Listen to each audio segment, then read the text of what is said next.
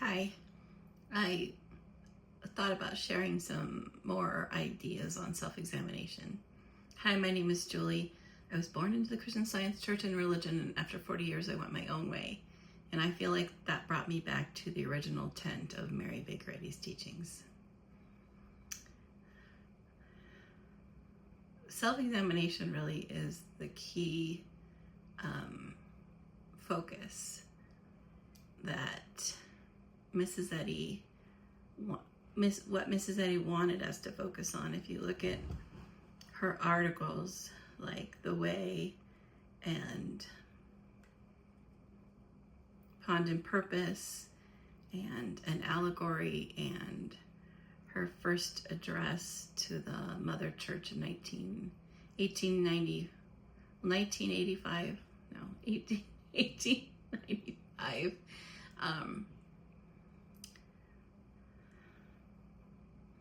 Those really, and really all of prose works. And she touches on it everywhere in Science and Health, but she really spells it out in prose works that the way out of believing that we're mortal mind instead of immortal mind is through a process of self-examination or self-knowledge.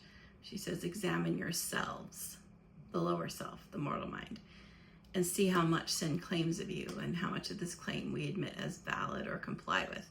Sin is that whole claim of life, truth, intelligence, or substance and matter, that we're matter bodies. It's an identity crisis. And the only way out of an identity crisis is to where we're mesmerized. We're basically the people on the stage in a hypnotist show that have been mesmerized to believe that they're a chicken. We've been mesmerized. The difference is we mesmerized ourselves. We got lost in matter. Matter glamored us. It was our thoughts dancing around as immortal beings, but somehow we fell and thought, oh, that's me, that's my life. So in this case, we mesmerized ourselves. In a hypnotist show, someone else mesmerizes the people on stage. But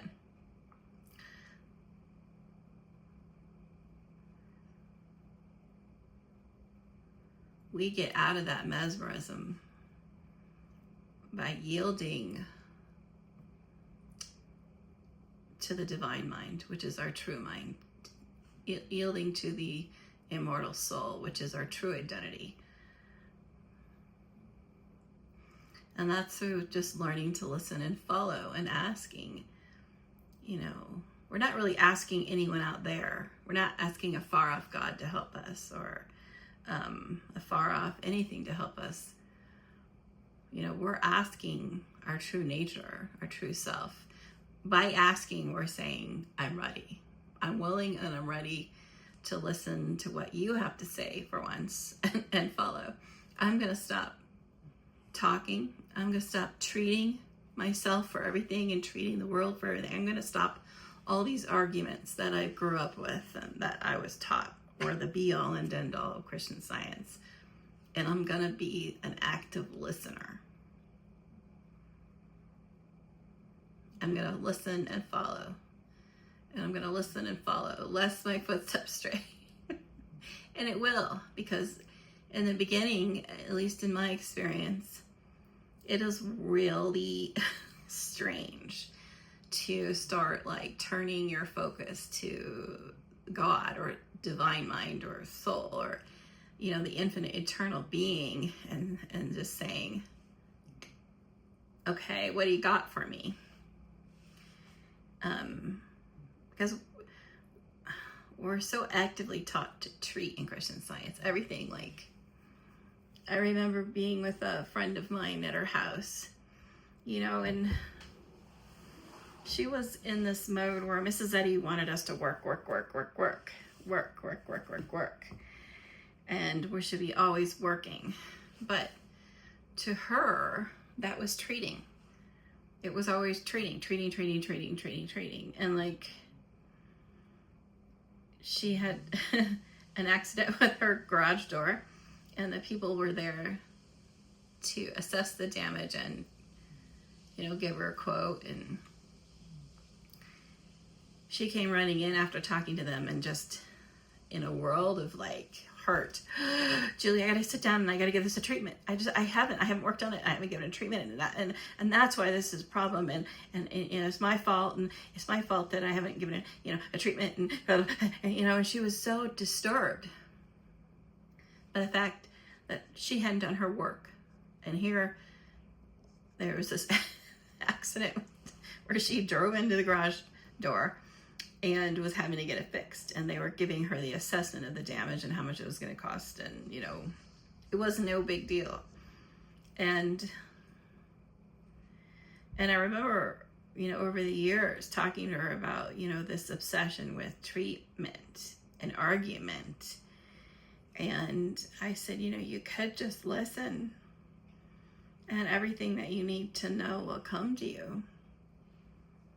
And I remember her telling one of my friends, like, I can't do, Julie wants me to just listen. And she's like, what's going to happen if, she's like, and my friend just said, well, if that's not if you can't do it, then fine. You can't do it. She felt like the whole world would come down around her if she wasn't treating, arguing. And so, it was one of those lessons I learned that, like, the Christian Science thought patterns that we're so stuck in, if you've been into it any certain length of time, like generationally, even just, a single lifetime or half a lifetime, it tends to be a little hard to stop that little voice that's always telling you to affirm and deny. I really do feel like Mrs. Eddy originally teaching us treatment was a form of unmesmerizing our thought. It was like a lifting off the ground of an airplane. Like the airplane needs the the wheels to make that ascent into the air, but once it's made the ascent into air, it pulls the wheels up and it doesn't need the wheels anymore. And I think that's what she meant by it. It's like, okay, it's kind of a talking to ourselves. We're unmesmerized. Okay, wait, hold on a second. Okay, let me calm down. What's going on in my mind? I'm really nervous, or I'm really scared, or I'm really whatever. And okay, I just have to focus for a minute. Have to stop letting everything get to me. I've got to quiet my thought. I've got to go into my closet. I know God is all. So there's nothing that can, in that allness, if God is all, that can be, scaring me or worrying me or whatever. It's a way of getting our thought, quieting mortal mind. It's like we're talking to mortal mind. We're talking to ourselves, getting us to a spot where then we can start listening and hearing what we need to hear. And we take those landing gear up, those wheels that got us into the air, the little arguments, and we stop them once we start to take flight and things start coming to us. And it's like the divine mind then takes over, because the divine mind's always there knowing us of who we really are. Our true self, our true is divine mind. We always know. We're always in a statement of knowing the truth.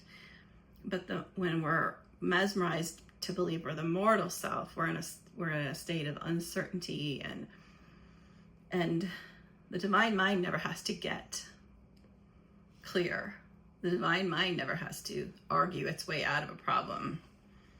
And so we're just getting to a point where we can relinquish mortal mind in favor of divine mind, in favor of our true, what really is going on.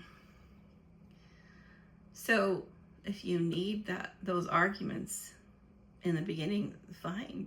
That's, just know that it's divine mind kind of working itself to a point where it can be calm, it can be quiet, and the divine mind, their true knowing self, can take over. And that's when true healing comes, when the divine mind is in control, in the lead, and the mortal mind is subdued and surrendered. The will of the mortal mind, the fears of mortal mind, all that is surrendered to the divine mind. It's all us. I mean, we're really just one. But the weight of our thought is so powerful that, this belief that we're two is really strong until we start to work out of it. I remember, when I was learning all this, there's a lot of, it's like learning anything new. Like, I'm in my 40s learning this, and it's like learning to ice skate for the first time, or learning, it's like, holy moly. And I remember one time I was in like ill something, and everything was going on, so many problems in the family and so many things going on. And one time I was just asking, why am I not hearing anything? Why am I not hearing anything? Why am I not, because I'm listening. And a voice just boomed in my head. You can't fill vessels already full. And I was like, whoa.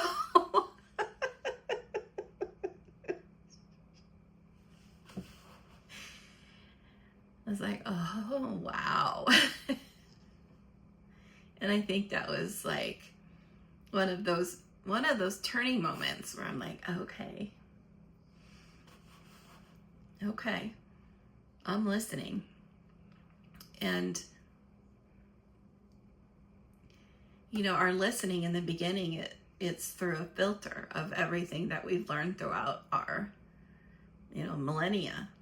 We are immortal beings. This isn't our first go around, so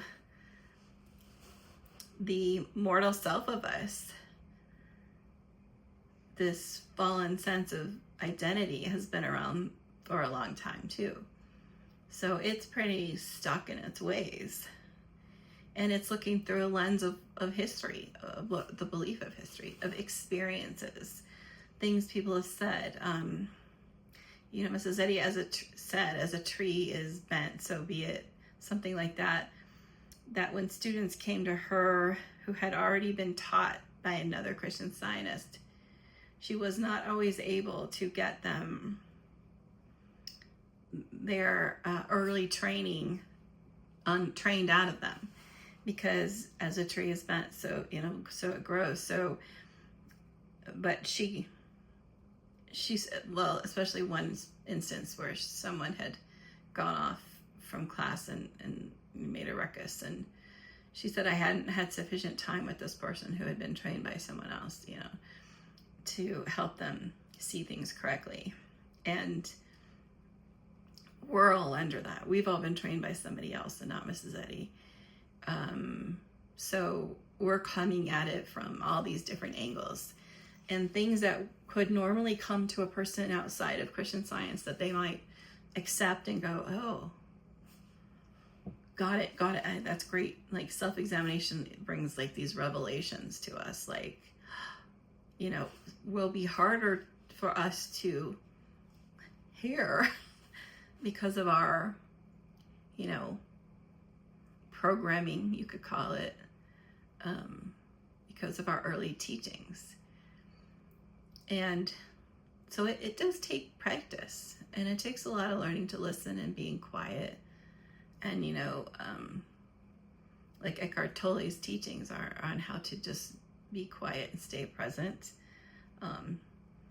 David Hoffmeister, The Course in Miracles, same way, to stay in a state of neutrality where we're open. I think a state of neutrality is good for listening, because we have to admit to ourselves, I don't know anything. I mean, as a mortal, I don't. My immortal soul knows it all. My immortal being knows it all. God knows it all, but I don't. And so I'm kind of open. I'm open because I can't fill vessels already full. That's what I was being told. You already have so many preconceptions about things. And there has to be a willingness on your side to see things differently. And so, and it was a lot about Christian Science. It was a lot about that I thought Christian Science was church. I thought Christian Science was a religion. I thought it was a way of being. I thought we were the ones on earth that were right, that knew everything. And there was a pride in it.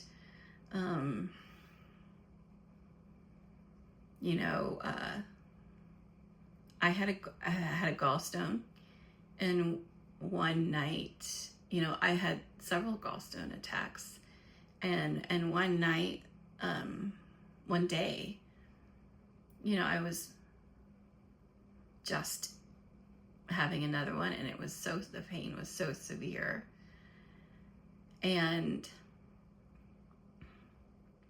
I was talking to my friend, and it had gone on, and he said, something has to give here.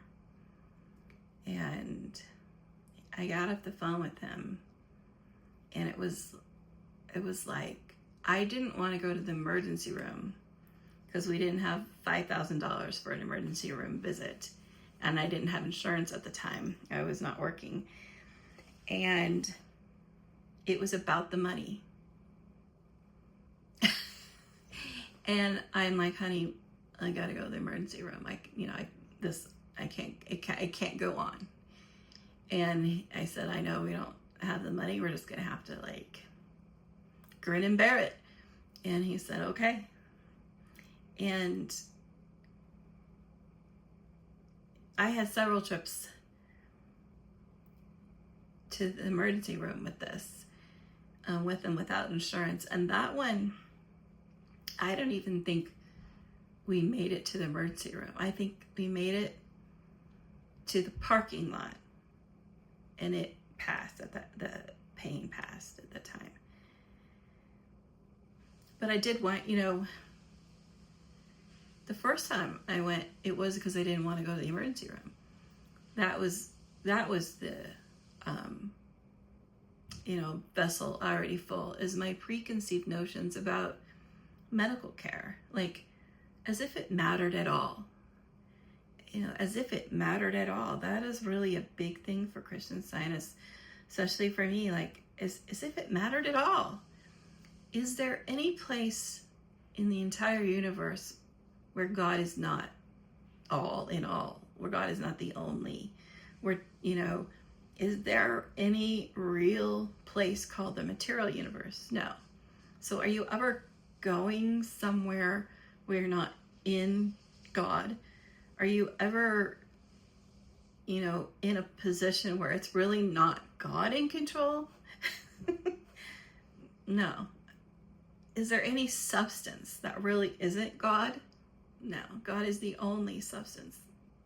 Soul is the only substance. Life is, and so, some of those things that took a while, there was a lot of guilt associated with, needing to go to a doctor or an ER, or, realizing over-the-counter medicine might be the right thing right now because I've had this cough for months, Those are vessels already full because they're based on preconceived notions that there are such things called material remedies. There are no such things called material remedies. There is a whole belief system of we're matter, and within that belief system that we're matter beings, personality, Julie the personality, within that belief system there's a lot there's a whole construct, you know. And while we're in that construct, it often behooves us to just play the game of the construct, because we're stuck so deep in that material construct that it's often, you know, ridiculous to think that we can overcome all of the laws of that mortal construct for this one belief, you know. And so I think while we're strongly held in the belief firmly of this mortal world being our reality, there are often occasions when I'm led to what you might call material remedies, but to be led to something by the divine mind is like really not a material remedy. The divine mind is taking the path of least resistance for you. It is helping you continue on so that you can continue your growth, continue your self-examination work. And anything that's in the way of that growth spiritward is going to be pointed out to you in such a way that it makes it really clear that that's just a belief system in this construct of a mortal existence. And while you're in this belief system already, you're you know, it's not the end of the world, even close to the end of the world, if you're led to any remedy that is needed for a mortal mind, or, you know, for divine mind to keep you moving forward, keep you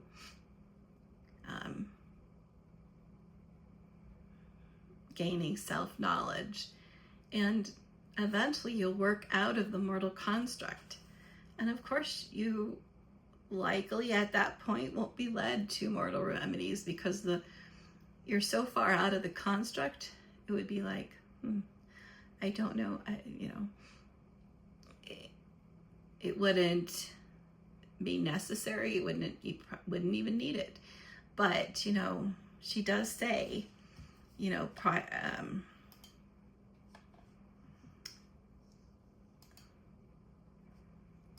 what I was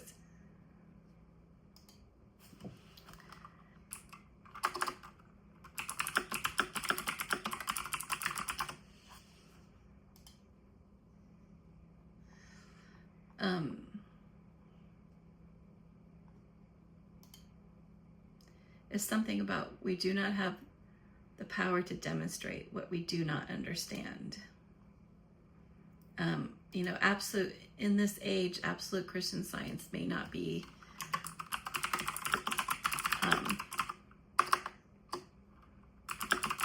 you probably know this quote. During the Central Ages, which is now, absolute Christian science may not be achieved prior to the change called death.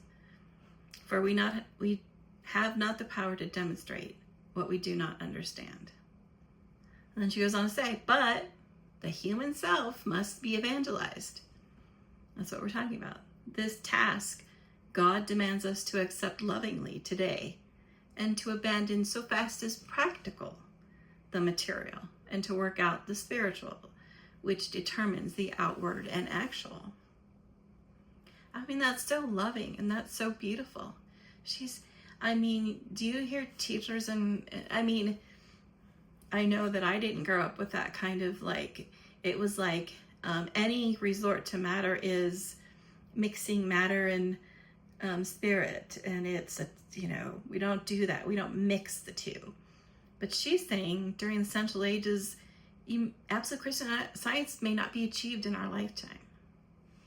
She says, but you need to continue going on doing self-examination. The human self must be evangelized.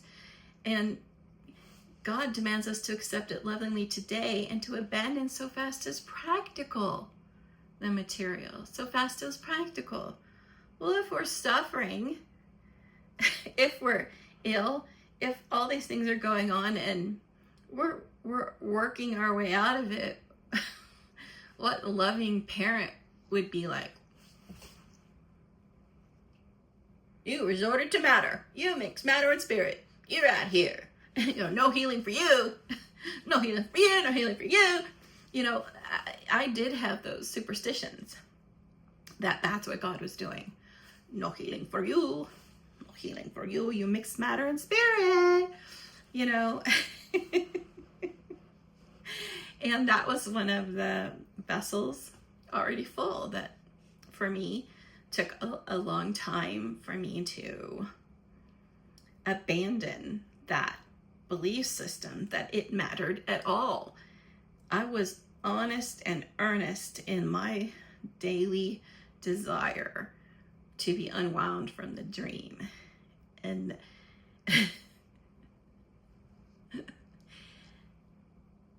to be provided, temporary means, and to be led to like the pathways of least resistance while I was coming out of that seems now it's like, well, of course, that's what a loving father, mother, God would do. That's what a loving parent would do.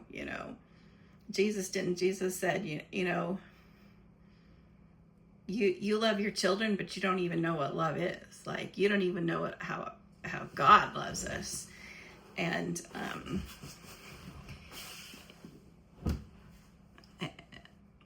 yeah, so that was one of the things that came up when I did a self-examination, is a lot of the beliefs about that. And you're gonna, and then you go back to church and you keep hearing other people's beliefs about the construct and what we're supposed to do within this mortal construct. And this is a construct of our making. It's a collective but an individual and collective construct. That's what the material universe is. We saw the images of our thoughts. We made it into our identity and our universe and our home and our country and our world and our everything, our family, our home, our job. And everyone's got that. It's this very strong construct. And if you don't believe it's strong, cut yourself. Do you bleed? Yeah, you do. You don't bleed because you think you bleed. You just bleed. That's the construct, how strong it is. And that's what we're up against. That's because it is so strong right now. And she says, absolute Christian science may not be demonstrated prior to death in this lifetime, because we are in the Central Ages right now.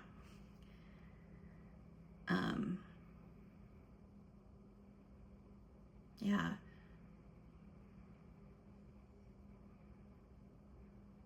What else were my vessels already full? I mean, it is strange to me that over 50% of my vessels already full had to do with my preconceived notions about Christian Science. What I thought it was, what I thought, the rituals. Like, we don't think we have rituals, but we have rituals, the ritual of reading the lesson and marking the lesson. When it's a ritual, now I enjoy the lesson. Like, I'll read it on a Sunday night when I get the email. I don't know, I might not read it again. There were other times in my life, like when I was a practitioner, I would read it 5 times a day. Because it was, I needed it. And other times when I read it every day, or other times when I just study it once in a while, or I didn't read it at all. But it was divine. It was divine mind talking to us, speaking to us individually and collectively. But once you plug into the divine mind and you've surrendered more and more of the mortal mind, you're hearing the same thing that people who put the lesson together. You're hearing the same thing. So is it a ritual to you?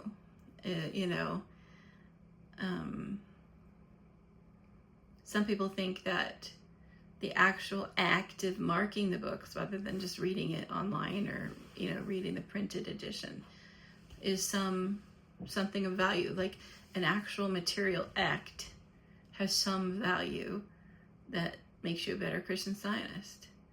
Some people believe that the actual I've never been to a doctor people, that for some reason they're a better Christian Scientist. I've not found that to be the case. I found that there's a lot of pride in those people, and not a lot of, some of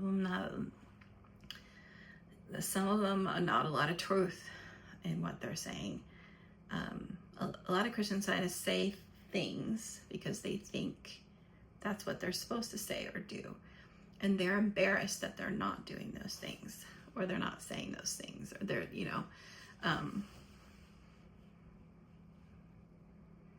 someone at our church was giving testimonies that weren't hers. She felt like she needed to be having healings, and that people needed to hear there were healings going on in Christian Science. So it just seemed like what she needed to do. People who are smokers or, drink think they need to hide it. People who take medicine think they need to hide it.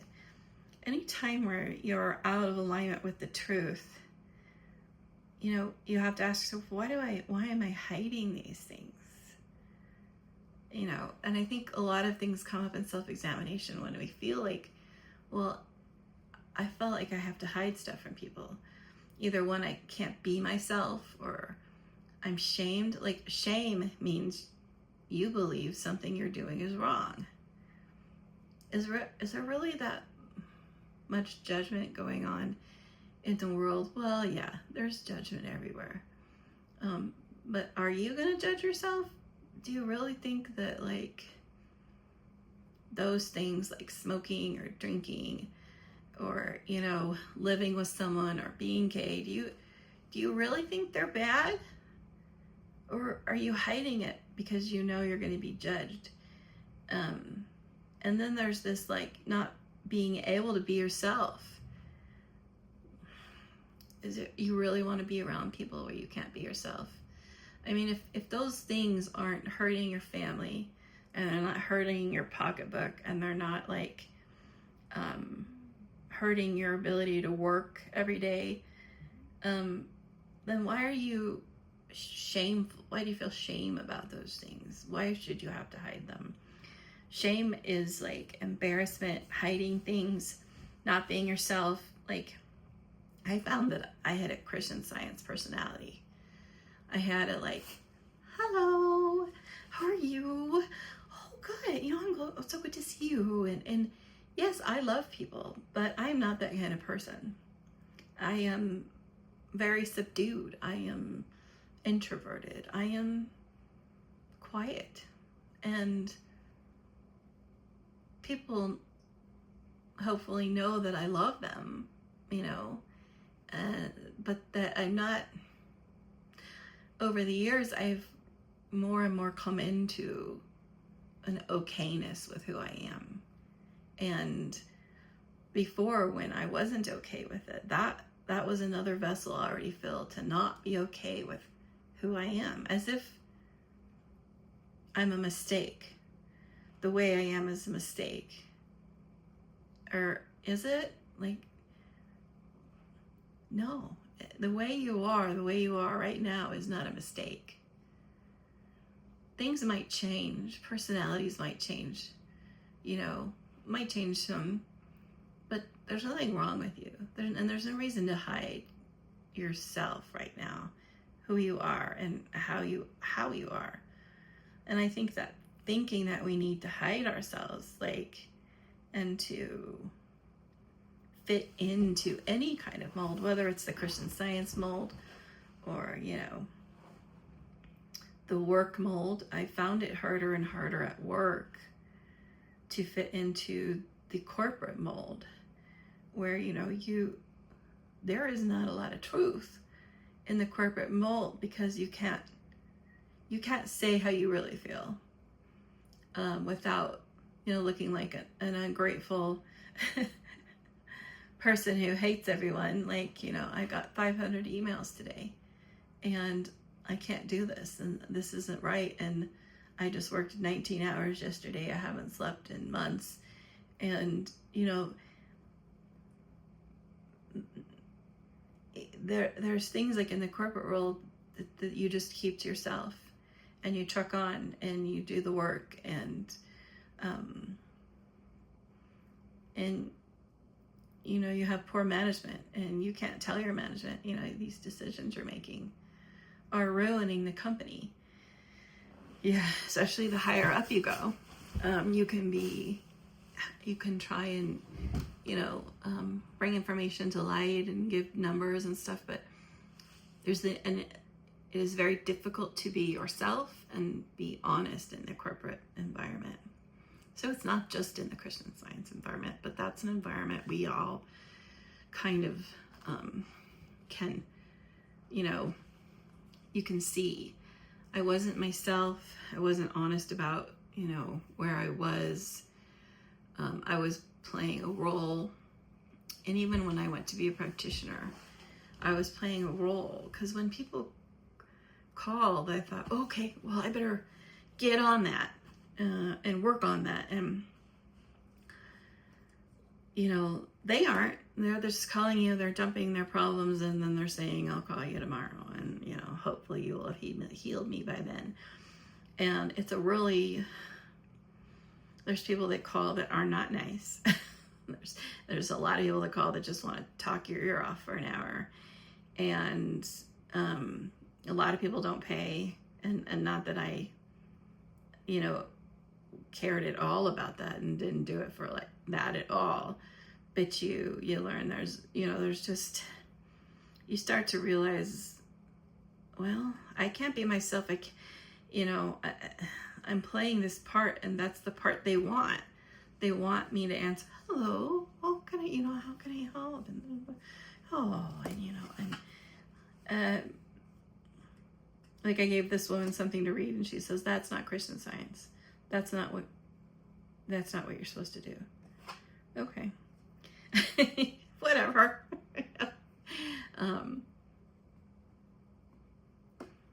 As a practitioner, all you really need to do is listen to God, and sometimes you're not led to say a thing, and sometimes you're led to say things which other people will say, oh, you're not supposed to say that, you're not supposed to, but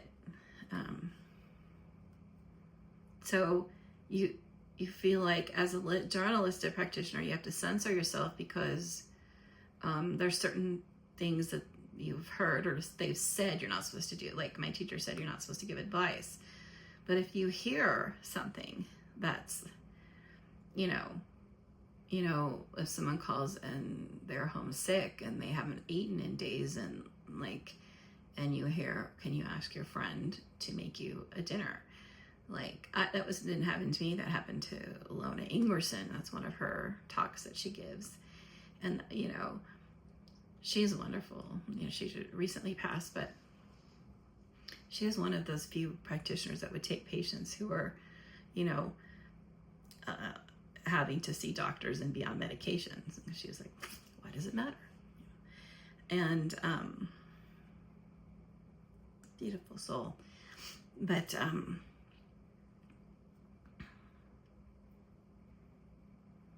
there is so much, and I kept being surprised, and I kept saying, I had a friend I talked to about this. I said, why is everything, all my self-examination, I mean, for the most part, like 50-60% of it, maybe more, on unwinding me from my Christian Science beliefs. Because they are legion. I remember one time being in my study as was that a practitioner at the time? I don't know, but I was asking. I'm like, wow, just so much self-examination, like so many stuff have come up, in my work as a doing self-examination, you know, and I said, how much is there? And I heard the word legion.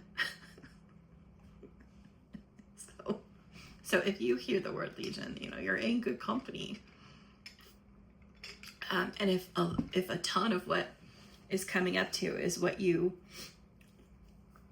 how you thought Christian Science was supposed to be acted out or lived, and you thought what it took to be this perfect Christian Scientist, I'm right there with you.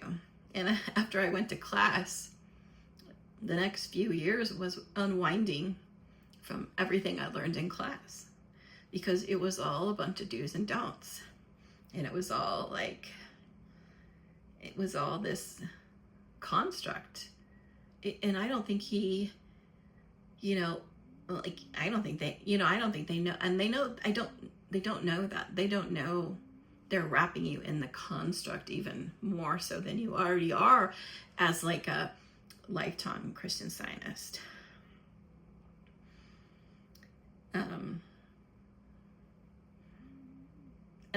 Yeah. In class, there was a woman who was really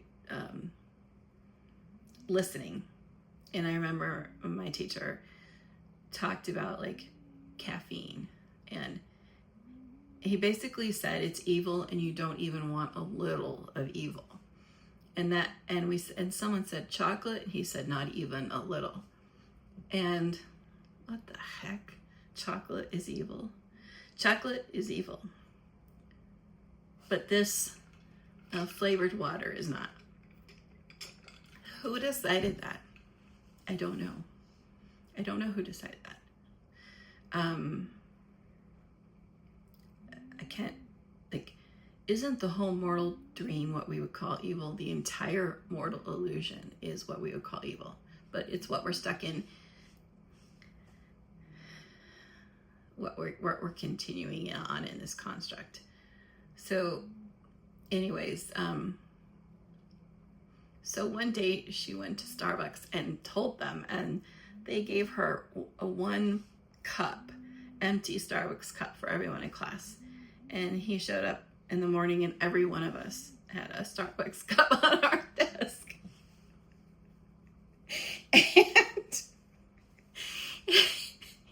And he told us, how he does, you know, celebrating birthdays. That's one of those things that you grow up, and there's a lot of diehards that celebrating birthdays is bad because we don't age. As immortal beings, we don't age. So celebrating birthdays tends to kind of confirm in our mind that we aged. And I really have not celebrated birthdays for a long time.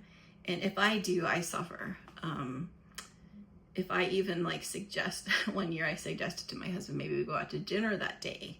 And I wound up feeling really ill that day. And I was like, why? And I was like, you're, from where you are in your progress, celebrating birthdays, even recognizing the day,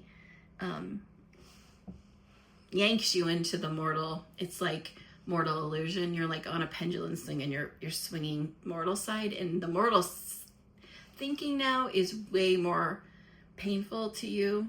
As the mortal thinking, as you ascend, becomes more and more painful. It's almost like the Princess and the Pea, where the higher up you go, because you've done so much self-examination, a little pea of mortal thinking is painful. But as you're growing up in Christian Science, you know, it's not everything is mortal thinking. Pretty much everything going on in your entire life is mortal thinking. So celebrating a birthday isn't going to be something painful to you. It's like she says, you know, it's to abandon so fast as practical the material, to work out the spiritual, which the spiritual determines the outward and actual. Just stopping these mortal stuff, like stop drinking, stop smoking, stop celebrating birthdays, don't eat caffeine, don't drink, you know, blah, blah, blah. Like, what does that do? Nothing. You have to be working out the spiritual, working out of it, not just it's like stopping your access to medication and doctors and all these things. Like, I'm going to stop my access to everything bad, or what I perceive as bad. You're seemingly stuck in a construct, and the way out is just to not stop. I'm going to stop being mortal.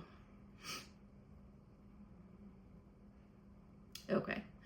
So anyway, so he's a really big one of those ones that's big on no birthdays. And they had a birthday party in the hotel conference room that we were in the day before. And so there was a birthday sign up over on the table and birthday stuff. And he made them get rid of it. Just like he made them get rid of the coffee on the first day. Like they put out coffee for us and he made them get rid of it. And then they had this sign left and he made them get rid of it. No, he went over, grabbed it, and like threw it in the trash. And it was like it was one of those hanging ones. So he wasn't able to rip it up. So this girl, she grabbed it out of the trash, and the next morning it was across the front podium. And I could see that she was really being led. I can see now that she was really being led to, point out to him, this is what you're teaching your students. This is what you think is so important. And it's a joke. It's hilarious. It is not. It was meant by the divine mind to be a wake-up call. I don't think he took it that way. But there's going to be a lot of that stuff that comes up when you're doing self-examination. And so there has to be a willingness on your part to see things differently and to say, I may be wrong about a lot of things. And so, okay, and there are always things that everything, it's like things that were keeping us imprisoned in a thought system that was really limiting. They're never things that are like, oh God, I was a bad person after all, and I didn't know I was. No, it's always like you weren't, if you feel like you were a really bad person, way too many nights, too much drinking, too many bad decisions, it'll come, that won't come to you that, oh, I'm a bad person. It'll come to me, I was thinking I was a bad person. Maybe those things, I wouldn't go back and do them again. But I'm not a bad person. And I don't have to carry around any guilt. And I don't have to be shamed. And I don't have to hide that stuff from people. If people know about that stuff, fine. What does it matter to me? Hiding stuff is just is my own belief that that I'm not good enough, that whatever I've done is terrible and should be hidden and shameful. And that's really making it real. Not allowing yourself to take medicine or go to a doctor when that's what you're being led to. You're really making it real. You made it a mountain out of a molehill. And nothing in this material construct universe, this place of our own collective and individual makings, is real. It's just how you feel about it. Since we're minds, it's nothing about what you did. It's how you think about what you did and how you think about who you are. If you think you're not good enough and you have to hide yourself from others, it's your thinking that's the problem. You're good enough now. There's nothing about you that has to change. Things might change over time but you're not bad now. And if they're involved in things that are hurting you, and they're hurting your family, and they're hurting other people, you will be the pieces of you that are doing that, the trauma, the sadness, the guilt, the depression, the things that are causing you to do those things will be healed as you do this self-examination work.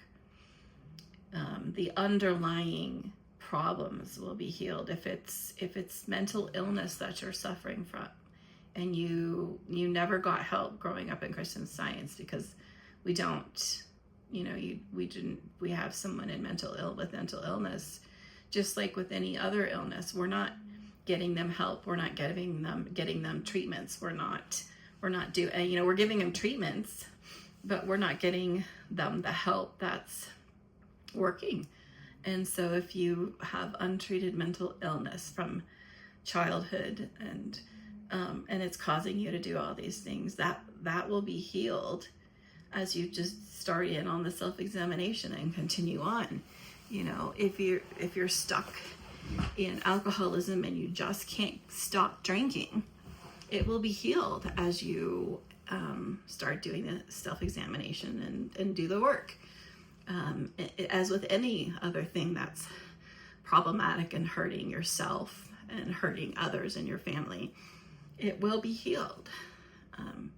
You just focus on the self-examination, and that's what, for alcoholics, the Alcoholics Anonymous really does that. It focuses on the causes, the root causes of the alcoholism.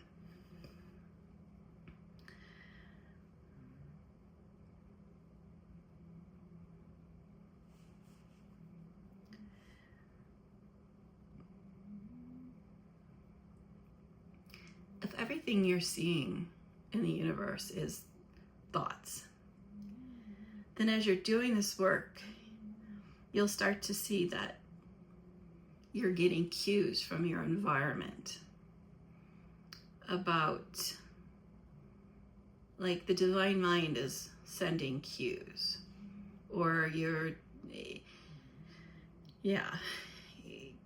it's coming. You'll see it in your environment. Like, situations will come up that trigger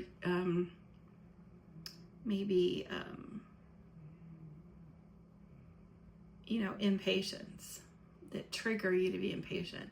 Impatient isn't the error. You're not going to find in self-examination that the error is impatience. Impatience is like an effect. It's something down deep that's going on. Like, it can be that I don't like being around people who are sitting and, gossiping for hours on end. And so it comes off as impatience. But the underlying error is that, I'm not being true to myself or honest with others and saying, I'm just not enjoying this conversation, so I'm gonna leave. I love you guys, but I'll see you later. Or if you have family members that, I have extended family members who, they've been through a lot with Christian Science, and they all left. And I don't blame them, because so much death and so much, control. A lot of Christian Science families want to control everything you do. And and so when you grow up with that, you want to leave as quick as you can. And so I don't stand in family for any of, and good, I'm glad they got out. Because what the Christian Science they were in was, just like it was that construct. But it was, very challenging. But I don't enjoy my time with them. And we have nothing to talk about, nothing in common. The only thing that has brought us together is blood, the belief of blood. So, I was led to just stop being where they were going to be. And, and because I was having to not be myself around them and not become, I was, impatient with having to make small talk. So often, we're led to distance ourselves from people that the relationship no longer serves us, and as we're growing and doing the self-examination. There's nothing about blood that should bind any of us. There's no human relationship that is more important than our relationship to God. The human relationship is false. It's based on a false foundation of, I think we're related by blood, or, it doesn't mean we just like walk away from everything. We're always listening and following. And if we're led to leave the relationship, then it will be so clear to us, and it will be so freeing to us if we're led to be more honest in the relationship.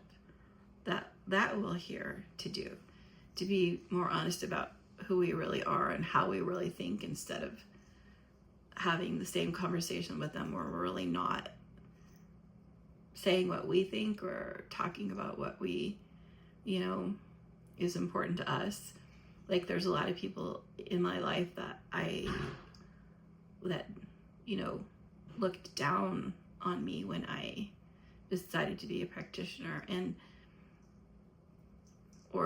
felt uncomfortable around me, and I couldn't talk about my job. They could talk about theirs, they could talk about their lives, but nothing in my life was something that I could talk about. It wasn't because it's ooey gooey religious spiritual stuff, and it's just too weird, and so I left a lot of relationships behind because I realized this is just a one-sided relationship. But some others I was led to keep because I was just told, stay with this relationship and just keep being patient and listening, and I gave up a sense of self. There's so much self in things. If you do start, you may, if you feel like, so much self that is let go of during the self-examination process, and itself comes up in so many weird ways.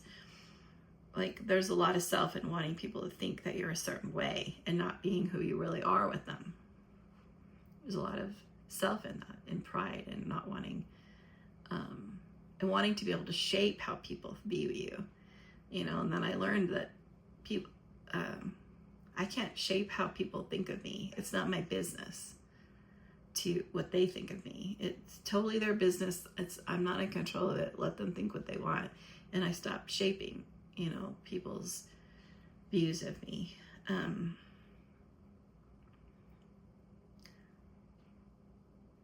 I hope those are some helpful examples of my self-examination. I mean, it continues on every day.